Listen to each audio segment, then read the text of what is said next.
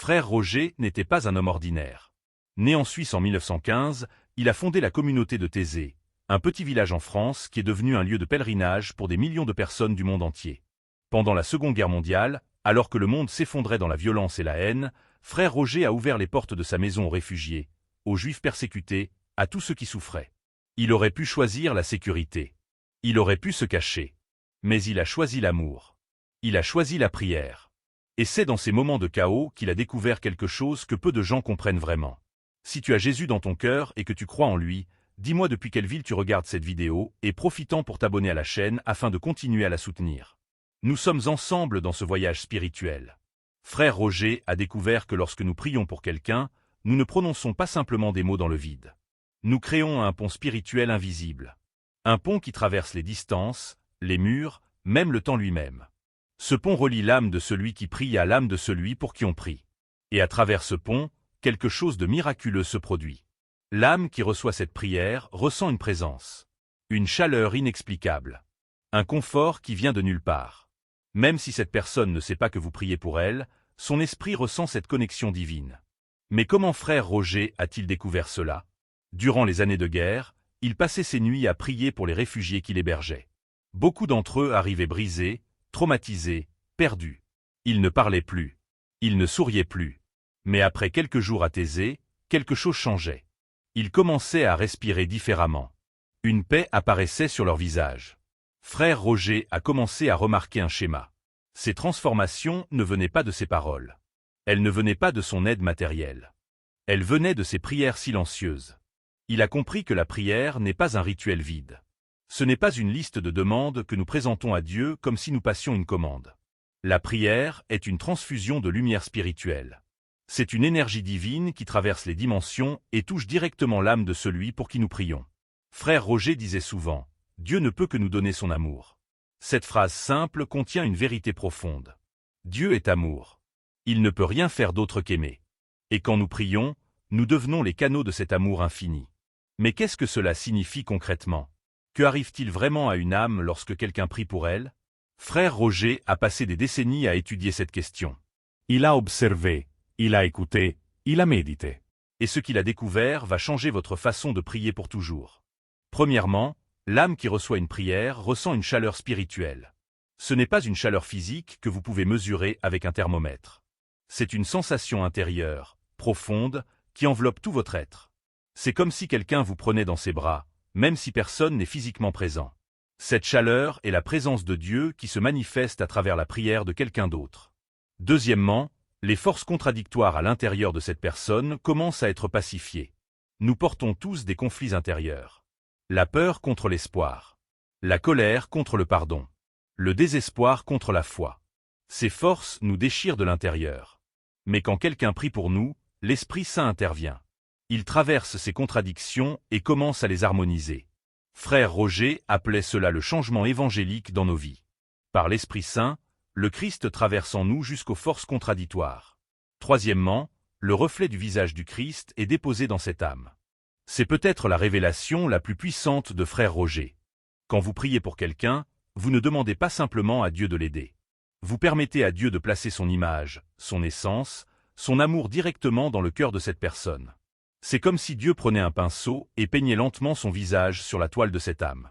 Et avec le temps, cette personne commence à ressembler de plus en plus au Christ. Quatrièmement, et c'est peut-être le plus mystérieux, la personne ressent tout cela même sans savoir que vous priez pour elle. Elle ne peut pas l'expliquer. Elle ne comprend pas d'où vient ce changement. Mais elle le sent. Elle ressent un soulagement inexplicable. Une espérance renouvelée. Une force qu'elle ne possédait pas auparavant. C'est le miracle silencieux de la prière d'intercession. Frère Roger racontait souvent l'histoire d'une jeune femme qui était venue à Thésée au bord du suicide. Elle n'avait parlé à personne de ses intentions. Elle était simplement venue chercher un peu de paix avant de mettre fin à ses jours. Mais cette nuit-là, Frère Roger a ressenti dans son cœur qu'il devait prier pour tous ceux qui étaient à Thésée. Il a passé des heures en prière silencieuse, intercédant pour chaque âme présente dans la communauté. Le lendemain matin, cette jeune femme est venue le voir en larmes. Elle lui a dit qu'elle avait ressenti quelque chose pendant la nuit. Une présence. Une voix intérieure qui lui disait qu'elle était aimée. Qu'elle n'était pas seule. Qu'il y avait une raison de vivre, point. Mais pourquoi si peu de gens connaissent-ils ce pouvoir? Pourquoi vivons-nous dans un monde où des millions de personnes prient chaque jour, mais aussi peu comprennent vraiment ce qui se passe dans l'invisible? Frère Roger avait une réponse à cette question. Il disait que notre génération confond la présence physique avec la fidélité spirituelle. Nous croyons qu'être présent physiquement pour quelqu'un suffit.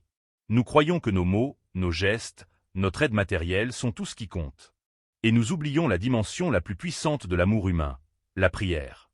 Pensez à toutes les personnes que vous aimez. Vos parents, vos enfants, vos amis, votre conjoint. Vous faites beaucoup pour eux. Vous les aidez, vous les soutenez, vous êtes là dans les moments difficiles. Mais quand avez-vous vraiment prié pour eux la dernière fois? Je ne parle pas d'une prière rapide avant de dormir. Je parle d'une prière profonde, sincère, où vous ouvrez votre cœur et vous permettez à Dieu de passer à travers vous pour toucher l'âme de cette personne. C'est ce que frère Roger appelait la prière véritable. La prière véritable ne vient pas de la tête. Elle ne vient pas de mots appris par cœur ou de formules répétées mécaniquement. La prière véritable vient du cœur. Elle vient de la bonté, de la simplicité, de l'amour pur. Frère Roger disait souvent, « Dieu est amour ». Si vivre de Dieu signifiait la crainte d'un châtiment, où serait l'Évangile? Cette phrase révolutionnaire nous montre que Dieu n'est pas un juge sévère qui attend que nous fassions une erreur pour nous punir. Dieu est amour pur. Il ne peut que nous donner son amour. Et quand nous prions, nous devenons les canaux de cet amour. Mais comment prier de manière à ce que l'âme de l'autre ressente vraiment cette présence divine? Frère Roger nous a laissé un enseignement pratique, structuré en 4 étapes simples mais profondes. Première étape, entrer dans la chambre du cœur. C'est une expression que frère Roger utilisait souvent. La chambre du cœur est ce lieu intérieur, profond, où vous êtes seul avec Dieu. Ce n'est pas un lieu physique. C'est un état d'être. C'est ce moment où vous fermez les yeux, où vous respirez profondément, où vous laissez tomber toutes les distractions du monde extérieur. Dans cette chambre du cœur, il n'y a que vous et Dieu. C'est là que la prière véritable commence. Deuxième étape, visualisez la personne avec un amour authentique, sans jugement. Quand vous priez pour quelqu'un, ne pensez pas à ses défauts. Ne pensez pas à ce qu'elle a fait de mal. Ne pensez pas à comment elle devrait changer. Voyez-la simplement comme Dieu la voit. Une âme précieuse, aimée, irremplaçable. Voyez-la enveloppée dans la lumière de Dieu. Sentez l'amour que Dieu a pour cette personne couler à travers votre propre cœur. Troisième étape, permettez à l'Esprit Saint de prier à travers vous. C'est peut-être l'étape la plus difficile à comprendre, mais c'est aussi la plus puissante. Vous ne priez pas avec vos propres mots. Vous ne priez pas avec votre propre force. Vous permettez simplement à l'Esprit Saint de prier à travers vous. Parfois, vous ne saurez même pas quoi dire. Parfois, vous ressentirez simplement une présence, une chaleur, une paix. C'est l'Esprit Saint qui agit. Faites-lui confiance. Laissez-le faire son œuvre. Quatrième étape, ayez confiance que Dieu agit en ce moment même sans preuve visible. C'est la foi en action. Vous ne verrez peut-être pas de changement immédiat chez la personne pour qui vous priez. Elle ne vous appellera peut-être pas pour vous dire qu'elle se sent mieux.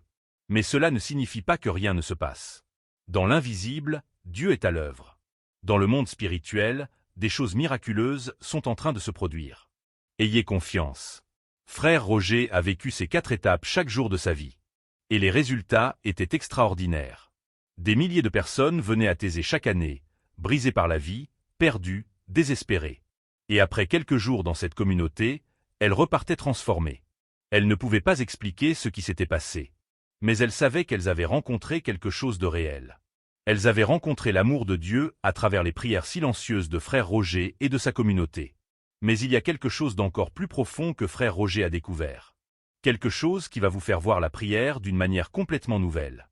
Il a découvert que la prière d'intercession crée un cycle d'amour. Quand vous priez pour quelqu'un, vous ne changez pas seulement cette personne. Vous vous changez vous-même. L'acte de prier ouvre votre cœur. Il vous rend plus aimant, plus compatissant, plus semblable au Christ. Et cette personne pour qui vous priez, même sans le savoir, devient à son tour une intercesseuse pour d'autres. L'amour se multiplie. Il se propage. Il crée une chaîne spirituelle qui traverse le monde entier. Pause ce vidéo un moment et pense. Quand as-tu vraiment prié pour quelqu'un la dernière fois? Laisse dans les commentaires. As-tu déjà senti que quelqu'un priait pour toi? Partage cette vidéo avec quelqu'un qui a besoin de connaître cette vérité. Mais revenons à la question centrale. Qu'est-ce qu'une âme ressent vraiment lorsque quelqu'un prie pour elle? Frère Roger a passé sa vie à observer ce phénomène mystérieux. Et ce qu'il a découvert va au-delà de tout ce que vous pouvez imaginer.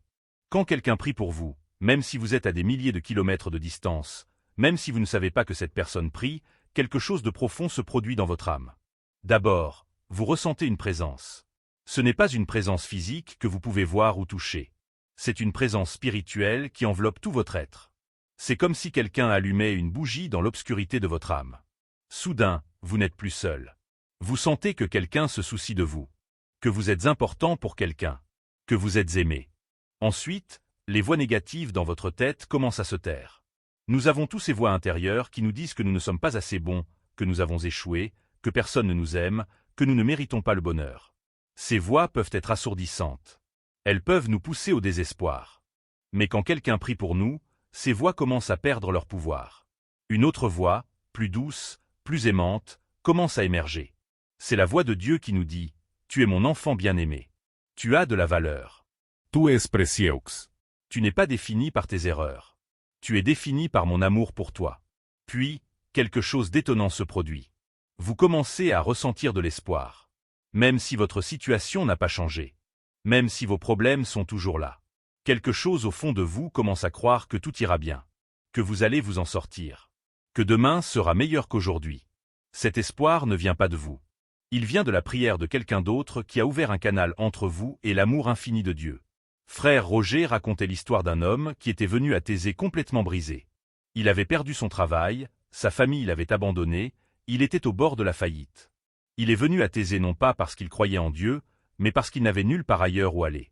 Il a assisté aux prières communautaires, mais il ne priait pas. Il restait assis en silence, perdu dans ses pensées sombres.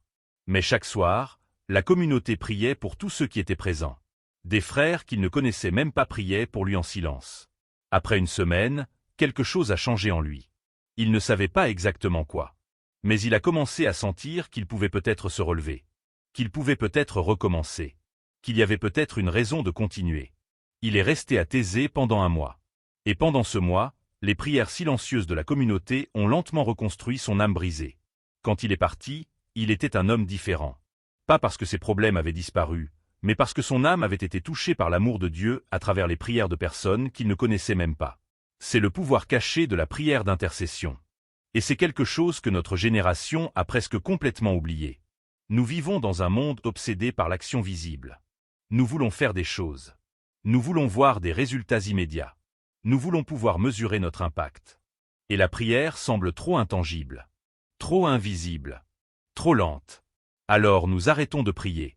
Nous nous concentrons sur ce que nous pouvons voir, toucher, contrôler. Mais frère Roger nous avertit, en faisant cela, nous perdons la dimension la plus puissante de l'existence humaine. La prière n'est pas une activité secondaire que nous faisons quand nous n'avons rien d'autre à faire.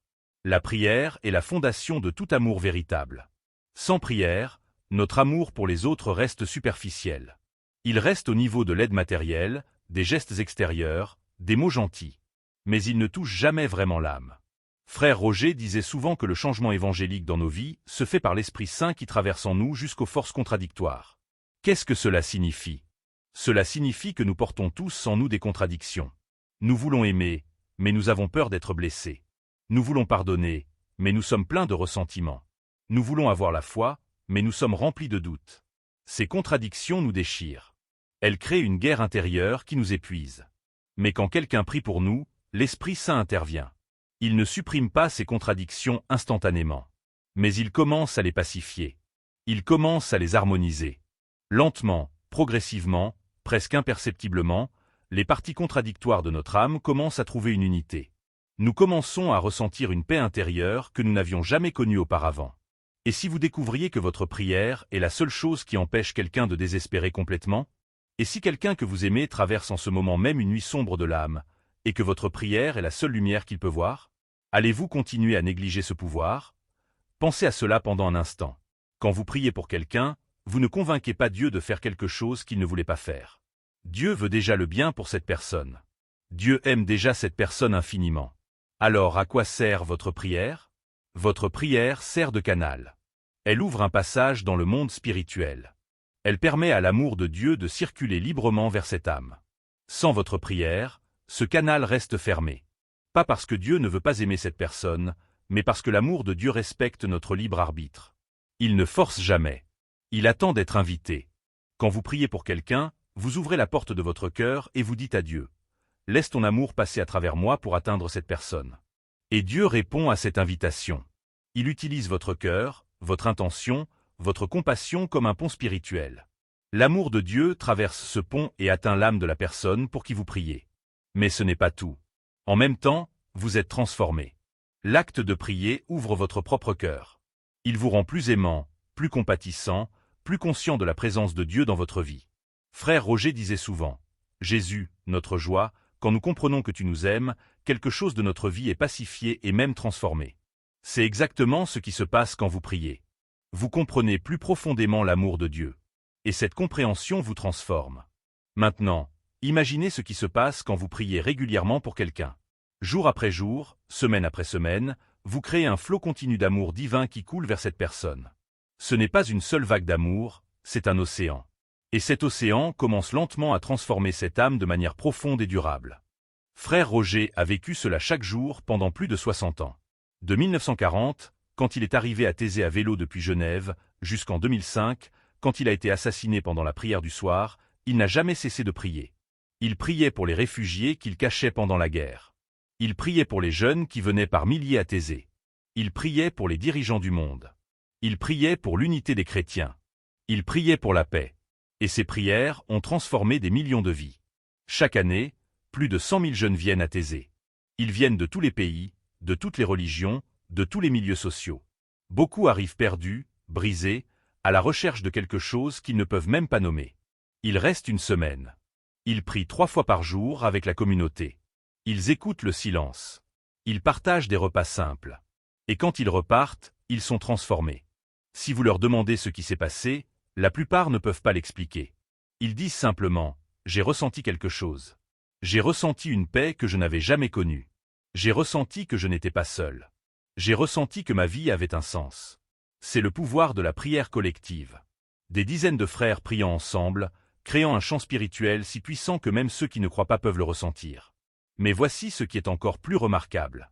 Ces jeunes, transformés par l'expérience de Thésée, rentrent chez eux et deviennent à leur tour des intercesseurs.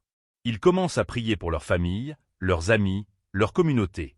Et l'amour continue à se propager. C'est le cycle d'amour dont frère Roger parlait. La prière crée plus de prières. L'amour crée plus d'amour. La transformation crée plus de transformation. Frère Roger a été assassiné le 16 août 2005. Il avait 90 ans. Il priait devant 2500 personnes dans l'église de la Réconciliation à Thésée quand une femme mentalement instable l'a poignardé. Il est mort sur le sol de l'église, entouré de prières et de chants. Sa dernière expérience sur terre a été la prière. Et d'une certaine manière, c'était parfait. Parce que la prière était toute sa vie. Après sa mort, des milliers de messages sont arrivés à Thésée du monde entier. Des papes, des présidents, des leaders religieux de toutes les traditions. Mais les messages les plus touchants venaient de gens ordinaires. Des personnes qui avaient visité Thésée une fois, il y a 20 ans, et dont la vie avait été changée pour toujours. Des personnes qui n'avaient jamais rencontré frère Roger personnellement, mais qui avaient ressenti ses prières à travers les années. Le pape Jean-Paul II, qui avait visité Thésée en personne et qui considérait frère Roger comme un ami proche, a dit « Un témoin infatigable de l'évangile de paix et de réconciliation ». Le pape Benoît XVI a révélé que dans une lettre personnelle, frère Roger lui avait écrit « Notre communauté de Thésée désire marcher en communion avec le Saint-Père ». Ces paroles montrent l'humilité profonde de frère Roger. Même après une vie entière consacrée à Dieu, il se voyait simplement comme un serviteur marchant en communion avec les autres. Mais son héritage ne réside pas dans les honneurs qu'il a reçus. Son héritage réside dans les millions de personnes qu'il a touchées par ses prières silencieuses. Dans les âmes qui ont été transformées par l'amour de Dieu passant à travers lui. Mais la grande question demeure. Qu'allez-vous faire de cette vérité? Maintenant que vous savez ce qu'une âme ressent lorsque vous priez pour elle, allez-vous continuer à vivre comme avant? Ou allez-vous commencer à utiliser ce pouvoir extraordinaire que Dieu vous a donné? Voici le défi que frère Roger nous lance aujourd'hui. Choisissez 3 personnes. Peut-être votre mère, votre père, votre enfant. Peut-être un ami qui traverse une période difficile. Peut-être même quelqu'un qui vous a fait du mal. Choisissez 3 personnes et priez pour elles chaque jour pendant 30 jours. Pas une prière rapide. Une vraie prière. Entrez dans la chambre de votre cœur. Visualisez cette personne avec amour. Permettez à l'Esprit Saint de prier à travers vous. Ayez confiance que Dieu agit. Et puis observez. Observez ce qui se passe dans votre propre cœur. Observez comment votre amour pour ces personnes grandit.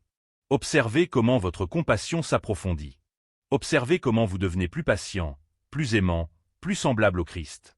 Et observez également ce qui se passe chez ces personnes. Vous ne verrez peut-être pas de miracles spectaculaires. Mais vous remarquerez de petits changements. Une paix nouvelle. Un sourire inattendu. Une réconciliation que vous n'auriez jamais cru possible. C'est la promesse de frère Roger. Ce n'est pas une promesse vide. C'est une promesse testée par 65 ans de prière quotidienne. Une promesse vécue par des millions de personnes qui ont découvert le pouvoir transformateur de la prière d'intercession. Thésée est toujours là, accueillant quiconque veut faire l'expérience de cette prière profonde. La communauté compte aujourd'hui environ 100 frères, catholiques et de diverses traditions protestantes, venant de plus de 30 pays différents. Ils vivent la vision de frère Roger, une communauté où l'unité entre chrétiens devient visible, une parabole de communion. Chaque semaine, des centaines de jeunes arrivent à Thésée. Ils dorment dans des dortoirs simples. Ils mangent des repas simples. Ils travaillent ensemble pour maintenir la communauté. Et 3 fois par jour, ils se rassemblent dans l'église de la réconciliation pour prier. Ces prières ne sont pas compliquées. Pas de longs sermons. Pas de rituels élaborés. Juste des chants méditatifs répétés lentement, du silence profond et des lectures bibliques courtes. Mais dans cette simplicité se trouve une puissance extraordinaire. Dans le silence, les jeunes entendent la voix de Dieu. Dans les chants, ils sentent la présence de l'Esprit Saint. Dans la prière collective, ils expérimentent ce que frère Roger a découvert, que la prière crée un pont spirituel qui transforme les âmes. Frère Roger disait souvent, avec presque rien, Dieu prépare un avenir d'espérance. C'est exactement ce qu'il a fait. Il est arrivé à Thésée avec presque rien. Une petite maison, quelques francs, un grand cœur. Et avec presque rien, Dieu a créé un mouvement qui a touché le monde entier. Cela nous montre que Dieu n'a pas besoin de nos grandes ressources. Il n'a pas besoin de nos talents exceptionnels. Il a juste besoin de notre disponibilité. Il a juste besoin que nous ouvrions notre cœur et que nous disions « Seigneur, utilise-moi comme un canal de ton amour ». Quand vous priez pour quelqu'un, c'est exactement ce que vous dites. Vous dites à Dieu « Je suis disponible. Utilise mon cœur comme un pont.